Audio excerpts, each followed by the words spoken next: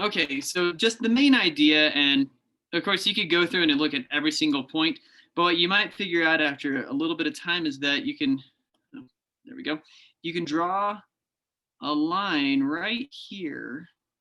Now I didn't draw it perfectly, but it's basically the line y equals x. And this would represent a tie, where the runs scored equals the runs against. So anything on this side of the line is whenever your x value is greater than your y, and this would represent, in this case, where your runs against are greater than the runs scored, and these are all losses. Which means, of course, the opposite, if you're on that side of the line, y value is greater than x, and those are all wins. So yeah, the answer is D. So that's just one way of looking at it. Of course, you could go through and look at every single x and y coordinate. That's 4, 7. You'd be like, oh, okay, so that's a win. Anyways, but that's time consuming. All right. Okay, so we are going to be looking at chapter 8, part of it. I don't remember which part. I didn't go back and look at the pages. But anyways, chapter 8, if you already looked through it, knowing that we went through chapter 7 yesterday, then you already have an idea what's going on. And I'm actually going to refer you back to the book. If some of this is a little bit confusing, I think the book actually has some really good explanations. And I'll just say in general, I've said this already, but following along in the book is just gonna help you a lot. I can't say how many people who did well in my class last year were actually doing, like, reading the book regularly, but I do know that the people who read the book and along with paying attention in class were able to do really well. So anyways, make sure you're not just slacking on that part of it. We're looking at part of chapter 8. We are looking at linear models. Okay, so yesterday we went over the basics about scatter plots, more or less. We talked about the correlation, we talked about Duffs, we talked about all that fun stuff. But of course, one thing that we didn't do yesterday, I drew some on, but we didn't talk a great deal about the best fit line. So if there is a linear trend in your scatter plot, and there's one line that can kind of model what's going on with the data best, that is called our best fit line. We actually have another name for it that we'll talk about in a second. And this is going to be very, very important, okay? And let's just call that good for now, and we'll move ahead. This is specifically what we call a least squares regression line. And hey, we've got a demonstration to show how this is found, all right? Sometimes having a really good visual on something is going to be helpful. Okay, so what we've got here right now is just a bunch of points. I can drag these, move them around, and it doesn't really matter. So right now, I'll just take this as is. Actually, I'm going to make it a little more obviously linear. Okay, so there we go. If I took this right now, I could add on here. This is not the line of best fit. This is a line that I can move around. All right, and now I'm going to talk about some things, and then later I'm going to go back to the presentation and we're going to talk about it some more. But this is where we're going to get a good visual on it. So I might guess that my line of best fit is right there. I don't know. That seems good. And I could turn on this right here, and that would automatically tell me what my line of best fit is, but I don't want to do that. That's cheating. What I have are called residuals.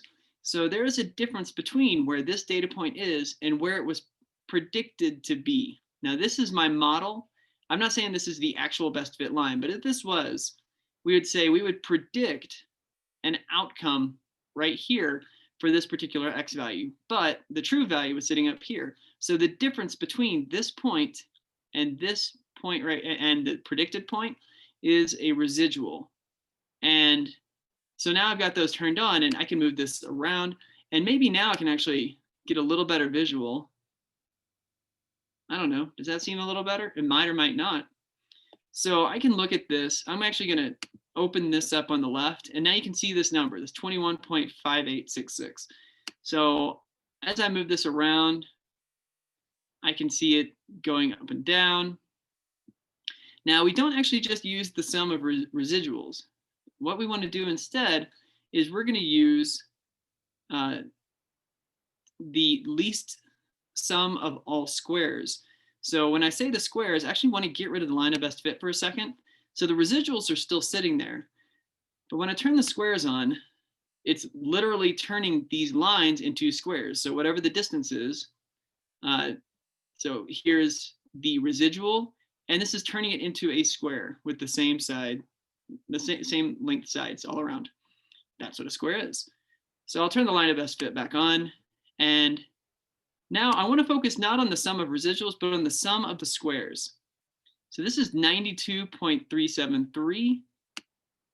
And here's one thing I can do. If you are ever trying to do this by hand, which is not recommended, you can just move one side up until you get the smallest possible value. So notice that this went down to about 89.5 is about the lowest it ever gets.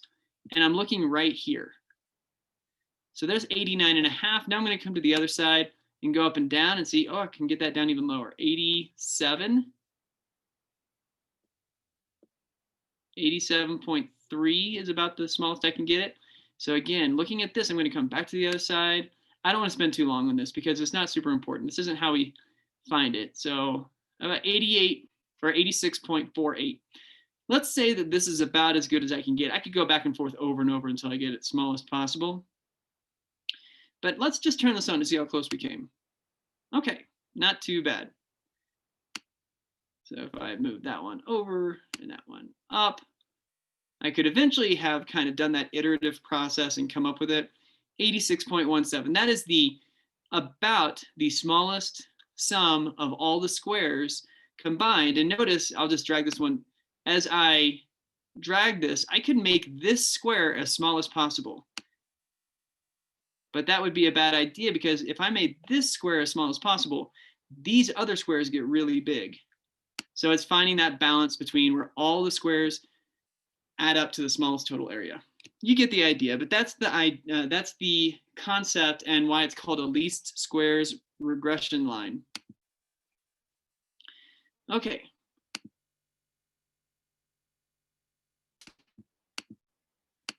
And I do have this posted in the Canvas classroom, so if you want to go and play with that some, just, I don't know if you find it interesting to play with things like that, you can, but you don't have to. The residuals, so here's the process. Your residuals, whatever you have left, those are squared. The sum of the squared residuals is bound. The line that results in the minimum of the sum of squared residuals is the least squares regression line. So if you have, you're actually going to have a sum that looks like this. It's going to be quadratic, and you're looking for your minimum, where the slope is 0. Okay, so that would be kind of a calculus-based approach to finding that. We don't do a calculus-based approach because we're not in a calculus class. Okay, residuals.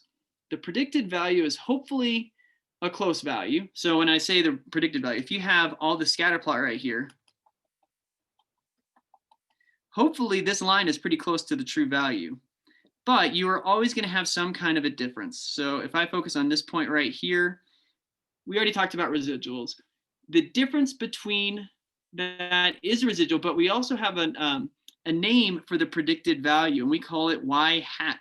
And when I say y hat, I write it out that way because I don't have a symbol for it, but it looks like that. So when I write out the word y hat, I'm really referring to that notation right there. Okay, there's residual, and this formula is not one that you have to have memorized. It's pretty straightforward, except that it's easy to get confused on which one should be which. You always take the actual value and subtract the expected value away from it. Not the expected, the predicted value. Expected value is something different. So there it is. Actual value minus predicted. Okay, if you have a positive residual, then the model underestimated the true value. If you have a negative residual, then the model overestimated the true value. And this is exactly opposite of what your brain wants to say. So a positive residual is something like this, where the actual value was 2, the predicted value was about 1.3 4, let's say. And so you're going to have a residual here of 0.6, positive 0.6. And this is an overestimate, or sorry, an underestimate. See, I can't even get it right. This is an underestimate because our model predicted a value that was too low. Okay, and then on the flip side, it's pretty obvious, but here the model predicted about 3.5. It was actually 3. So we have the actual 3 minus the predicted is negative 0.5. So a negative residual meant that the model actually guessed too high. And these will happen. So it's not that big of a deal, but ideally it's not too far away. So this is a pretty good model. Okay, let's see. Here is the least squares regression line equation. I actually threw this out yesterday and I made it, I think it's on this slide, so I'll just, oops, let me go back. So I said this yesterday. This is basically your y equals mx plus b, but we write it a different way because it's stats. So we want to do things differently. All right, but it actually does have some important reasons that we write it differently. Mostly related to the fact that our output is a predicted value, not an actual value. So that's why we use the y hat right there. We do have an actual input. So when our x value, whatever the explanatory variable is actually x, whatever the value is, we plug it through this equation and it'll tell us what we predict our value to be. But of course we could be way off the true value. And then a and b here represent your slope and your y-intercept. And what's really weird about this is that, and I think I talked about this maybe a little yesterday, in our formula that we're very comfortable with, b is the y-intercept. But now for us, b is actually going to represent slope and a is your y-intercept. Your book uses b sub naught and b sub 1, b sub 0, and b sub 1. So it's really only your book that does that. I pulled this straight from the AP formula sheet. And pretty soon I'm going to start referring to the AP formula sheet quite a bit. But for now, there you go. Those are the formulas. Not a whole lot to it. It's just a small conceptual shift. Okay, so now this part right here, I'm going to, here for the next few slides, we're going to talk about how you can find the regression equation and how you can make sense of the regression equation and why it works out the way it does. It might not completely make sense. So I'll just say at the beginning, if your main takeaway is that you know how to find it when you're given certain data, that's good. But I do hopefully get across the idea of why the equation is found the way it is. So I think the book does a good job of explaining this if you take the time to read it and understand it there. So hopefully I can explain it for you, but there we go. I've said. With that preface, let's get started. Okay, every least squares regression line passes through x bar, y bar. And what that means is that every least squares regression line is going to pass through the average x value and the average y value. So again, if I have, I'll just put like 4 or 5 points. These, if I just look at the x values of this, boom, boom, boom, boom, and boom, there's going to be an average somewhere. Let's say that right here is x bar. All right, now if I just look at the y values.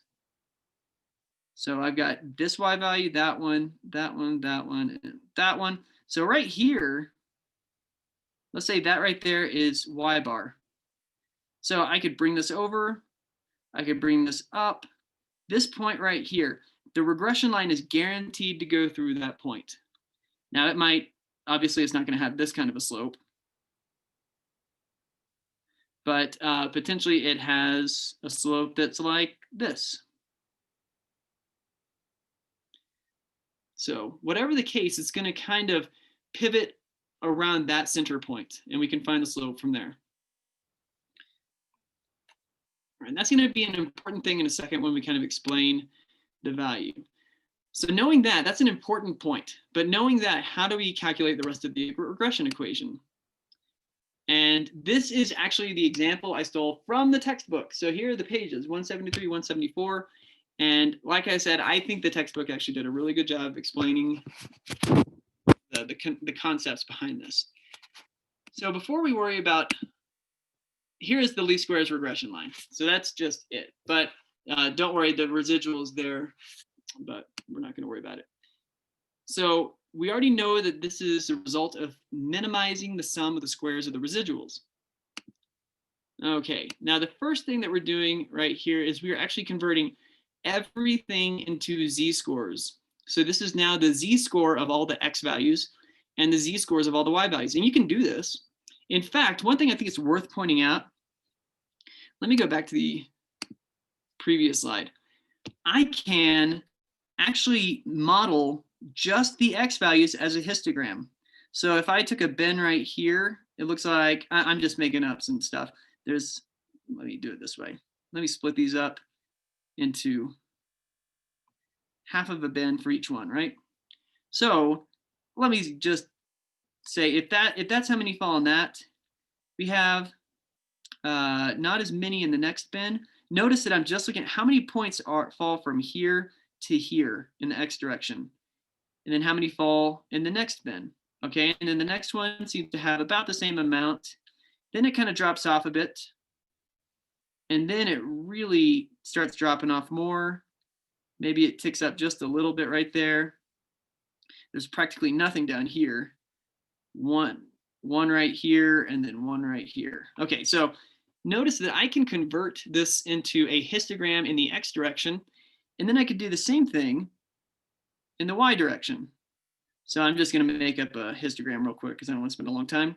So let's say there's a lot down here, a little bit more right here, less right here, about the same amount right here, and then it starts dropping off. So about there and there. Okay, so if that's a histogram for the y direction, then you can kind of see how these are two quantitative variables. Each of them could have their own histogram, but when we put it together, it creates a scatter plot. Now, my reason for saying that is that if I only focused on the x values right here, I could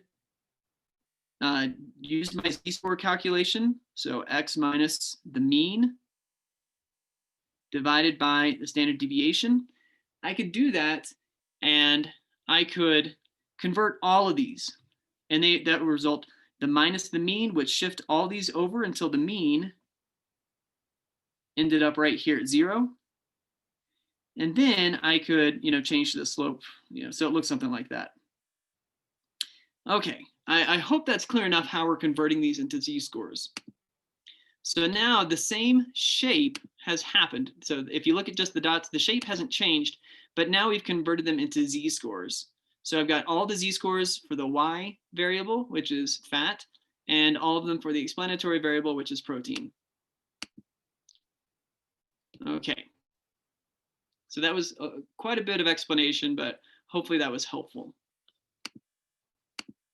Okay, when we standardize these data points by making them into z-scores, the least squares regression line is going to pass through 0, 0. And that makes sense. I already said, well, it says right here. The least squares regression line passes through x bar, y bar. That was the very first thing that we talked about. Well, when we convert to z-scores, 0 represents your mean. So 0, 0 is the origin of this, and you're just going to get the x bar, y bar right there. Okay, so same idea. So this is where we went backwards to talk about how you find the slope in a standardized scatter plot. And then we're going to kind of work backwards to talk about the slope. Now here's the equation for it. Your slope is your correlation coefficient times the standard deviation of your y value divided by your standard deviation of your x value. So in this case, your standard deviations for both x and y are 1 because, well, we standardize them both. We turn them into z-scores. And that is always a normal model where the mean of 0, standard deviation of 1 in both directions. So the normal model for the x and the normal model for your y will both be 0 and 1. And that's the important thing. So in a standardized scatter plot, the slope of your line is just going to be whatever shows up right here. It's the correlation coefficient, R. But well, that's because you have 1 and 1. Okay. So again, hopefully you're following along with this logic. Again, there's a takeaway that you're going to get in just a minute. And if that's really what clicks for you, the takeaway, then that's good. So if we want to find the slope on a non-standardized scatter plot, now I'm going back to this before we standardized it, we're simply going to use our formula to calculate the slope according to the standard deviations. The slopes are no longer 1, so I should have changed that, not the slope. The slope was never 1. The standard deviations, so S of X and S of Y, are no longer 1. So we're going to have to do some simple math here, relatively simple. So here are our new standard deviations, 16.4 and 14.0. So notice I just plugged this in. 16.4 is my standard deviation for the Y, and that gets plugged in right here. 14.0 is the standard deviation for X, and that got plugged in right there. All right, and now you can see this is what it looks like. The correlation coefficient was given, we don't actually see it on the screen here, so sorry about that. But in the textbook, it does give the correlation coefficient is 0.83. So now you can plug all those numbers in and we get our slope of 0.972. Okay, and we're going to go through some examples beginning to end with all kinds of different situations depending on how the information is given to you. So here's one real quick where the work is already done. Okay, so if we, well, this is not the finished thing. This is not the full process. This is the last step. So once we understand how to find the slope, which is given right here, we can actually use the rest of our information and what we know about regression lines in order to come up with the full equation. So what I am doing here is I'm using this equation, y hat equals a plus bx. That's a generic one. But we also know that this line is always going to pass through y bar, x bar. So I'm going to substitute these two values with y bar and x bar. Okay, and I also substituted right here the formula for the slope of a regression line. Now we already did that calculation, but notice that x bar was given in this data printout. So x bar was given as 17.2, so I plug that in here. All the values needed for the slope are put right there. And then your y bar is plugged in right here, 23.5. So now I can go through and solve, and I can solve for a. And what is a? Remember, a is your y-intercept. So a equals 6.8. Of course, it's already on the screen, but this is the y-intercept. So that leads us to our final regression equation here. So y hat equals a, your y-intercept, 6.8 plus 0.972 times x. Okay, since these numbers represent real world context, we want to show this equation with that context. So notice this has all been substituted. Instead of y hat, I'm calling it the predicted fat. And this whole thing started off with, how many grams of fat would you predict if you know how many grams of protein are in a product at Burger King? So this is the predicted grams of fat equals 6.8 grams of fat. So this is kind of the baseline where it starts at, plus 0.972 grams of fat per gram of protein. There's your slope. Remember, slopes are just rates. And then you have to plug in how many X grams of protein you're predicting for. So the 0.972 came from, there's a question that was asked. So the 0.972 came from this calculation right here.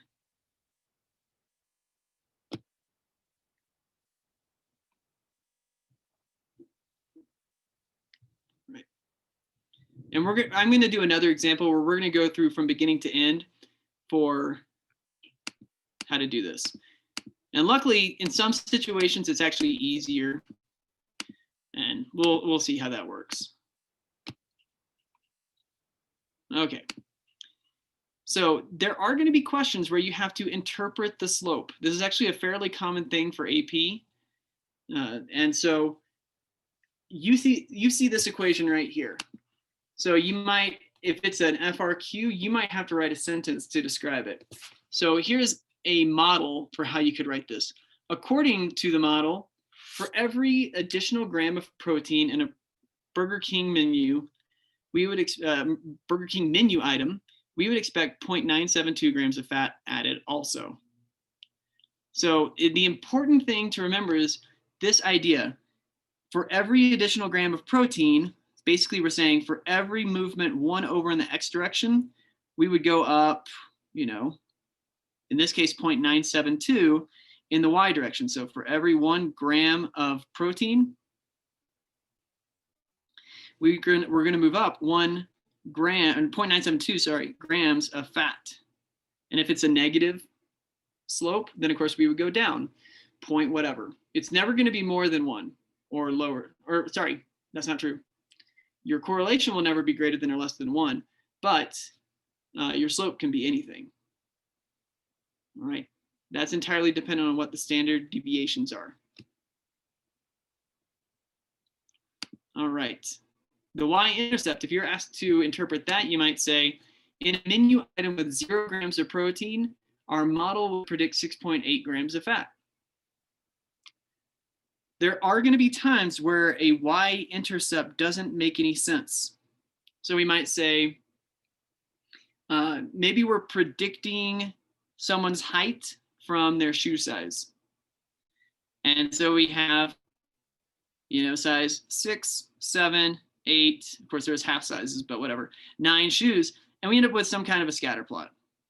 Okay, now what doesn't make sense is if you were asked to interpret the y-intercept right here, you would say something to the effect, the y-intercept does not have any meaning in this context because there's no size 0 shoes, to the best of my knowledge. So you cannot have a size 0 shoe. So therefore, it doesn't make any sense to say, oh, if you wear a size 0 shoe, we would predict that you have ... So this is just kind of a helpful thing. If you're looking for a template for how do I interpret these, you can come back and look at this. You'll have some practice problems to do that as well.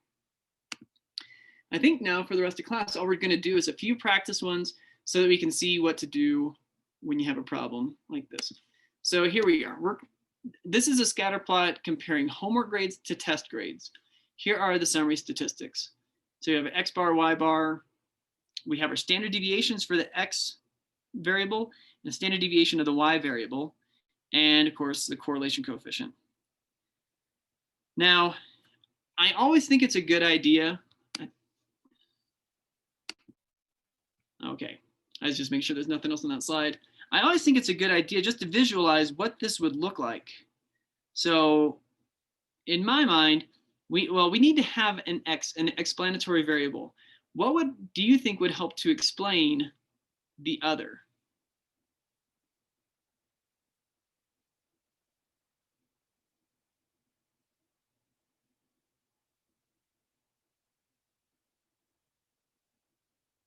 So what do you mean by a variable that explains the other ones? It can be tricky sometimes. Sometimes it's very obvious, but sometimes it's a little tricky. But basically, do we think that higher homework grades are going to kind of lead to someone who does their homework regularly is going to lead to them doing better in their tests? Or do we think someone who does better in their tests is going to lead them to do more of their homework? Which one causes the other to happen? It seems like homework causes better test scores. That's my interpretation. That's how I would look at it too. Now, for this particular problem, we don't probably need to do this, but I think it is a good idea. And you can even, knowing that it's a positive slope, you could even show is positive. This might come into play just conceptually to help you understand what's going on, especially when we get to the end of our regression equation. Then you can kind of compare, does this make sense, this regression equation, does it make sense based on what my intuition told me it should be? All right, so let's just run through it. Now, the very first thing that I want to do is actually find the slope. So here I want to remind you our formula is this. And luckily these numbers are given. And if you ever have a problem like this, you will have all the numbers. They're not going to leave. Well, yes, you'll have the numbers if they want you to do something. I'm going to show you some problems later that kind of put a twist on this that's kind of tricky, but we're not going to look at that today. Anyways, I've got the number, so I'll just start plugging in. I've got 0.76. S of y given right here is 10. S of x given in that chart, that table is right there. So this is just a straightforward calculation. It's going to be 1.52. I'll worry about the context in a minute, but there we go. So what I want to find is what this equation is going to be. But I can't just solve for x unless I do another calculation here. So I'm going to remember that y bar, x bar, y bar is always going to pass through this line. So that's going to be this equation. I can plug in the mean x value and the mean y value. So that's what I'm going to do next. Y bar is 74. A plus 1.52 times x bar is given right here is 84. So now this is something I can go and calculate real quick. You guys can do the same thing.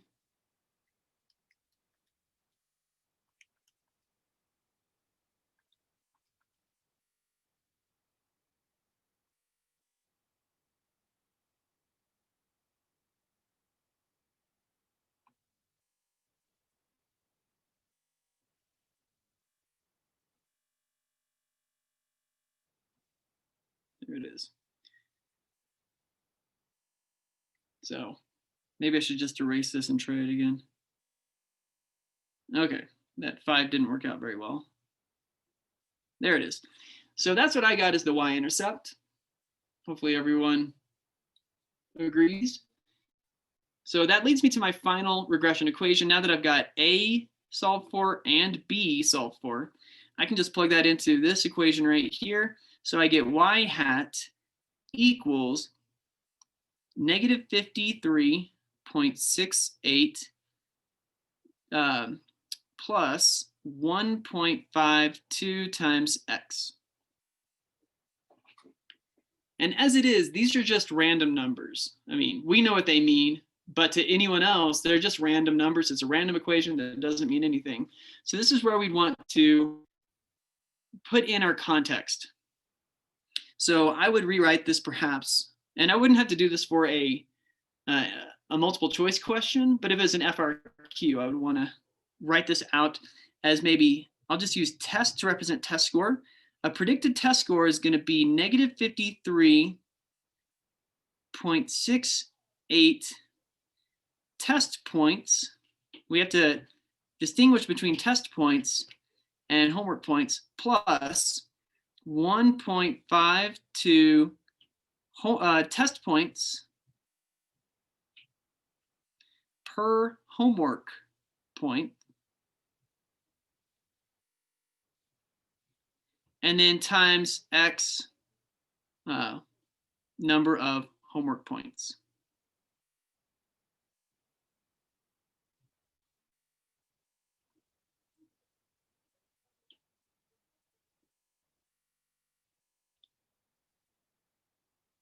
And you know, sometimes you wouldn't even see the x right here. Sometimes instead of this. Now, I think this is totally acceptable, but maybe instead of that, it just says over right in here, it could just say homework.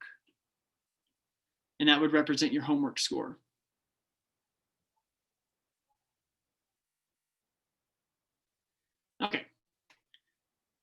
So if there are still questions on what I did to go through that process, let me know. We can run through that example again, or we can make up a different example. So knowing this formula now, having found it, we can answer questions like the one you see there. What test score would you predict for someone with a homework grade of 70? Well, actually, I'm not even going to do it. You guys figure out what you think someone would earn if they got 70 on their homework. Okay, that's right. So this is almost going back to Algebra 1 type stuff. But it's good to understand how we use this regression equation. So there you go. About a 53 is what someone would earn, what we would predict someone would earn if they got a 70. And it is important kind of in your language to say it correctly. We're not saying that they are going to get a 53 if they get a homework grade of 70. We're saying we would predict that they would earn 52.72 on their test. All right. Again, I just want to encourage you to be looking at what's the word I'm trying to say? Those progress checks, because the progress checks give you all kinds of different variations on these problems that you're not necessarily going to see in class. So let's see. This right here, now we're looking at a data table that's given to us. And it's going to be pretty obvious that we're looking at a scatter plot, we're looking at quantitative data, and we want to come up with a regression equation. Okay, now this is luckily a little bit easier to do when they give you the data. The last one didn't, it just gave us the statistics.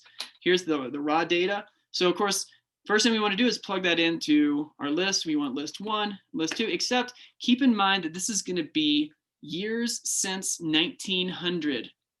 So 1965 is going to be 65, and so on. So I'm going to let you guys plug those values in.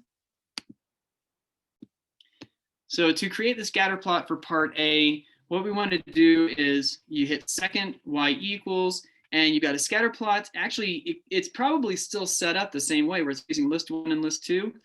We are going to use year to predict the rate. Of course, anytime it's year, almost without exception, I can't think of an exception right now, year is almost always going to be the explanatory variable, and rate will be the response variable. Anyways, it should already be set up for you. So you can just do a zoom 9, and you can see what that looks like. And just really quickly, I'll just kind of draw what it looks like from my end. I know you can't see these dots very well, but you can see it close enough. So that's what it looks like to me. Okay, we want to find the equation of the regression line. Luckily, we don't need to worry about standard deviation for y, the standard deviation for x, the x bar. We can find this stuff. We could do this if we wanted to, but our calculator does this for us. So when they give you the data, it takes a lot of the math out of it for you. So what we want to do, if you go back to the main screen, you just hit stat, calc, and you go down to number 8. You can just hit 8. And remember, that is your linear regression, a plus bx. And we looked at that yesterday in order to find the correlation coefficient. But notice, it also gives you your coefficients that you need. So I'm just going to cross that out. So for y hat, it was a plus bx. It tells me what my a is. Y hat equals 25.345 plus my slope, b, is given right there, negative 0.1103 times x. So this is probably going to be one of those types of problems where you hope they give you the data table with all the data points. Doing it the other way isn't super difficult, but it is a little more time consuming. Okay, now the last little bit right here, you will probably not need to worry about this, but we do want to make sure that this works. So what I can do is I could just kind of map it here. Well, let me show you how you can do that on the calculator.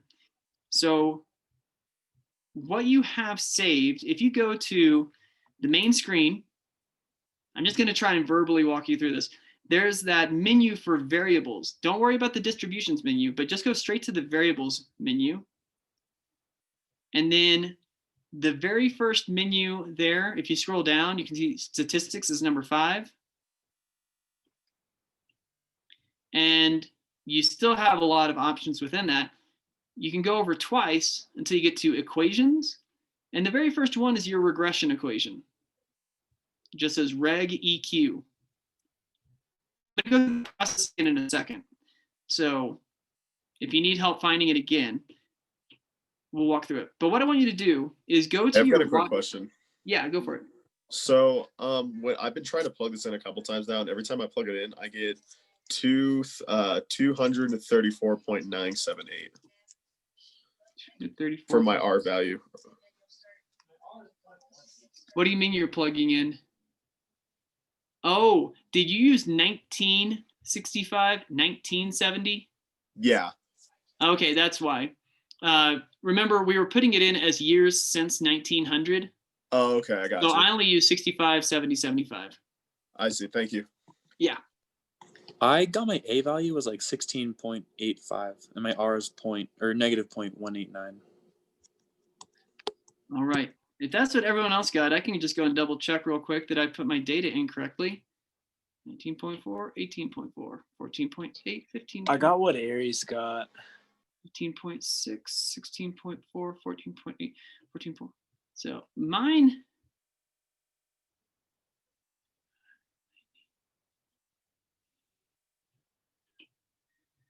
All right.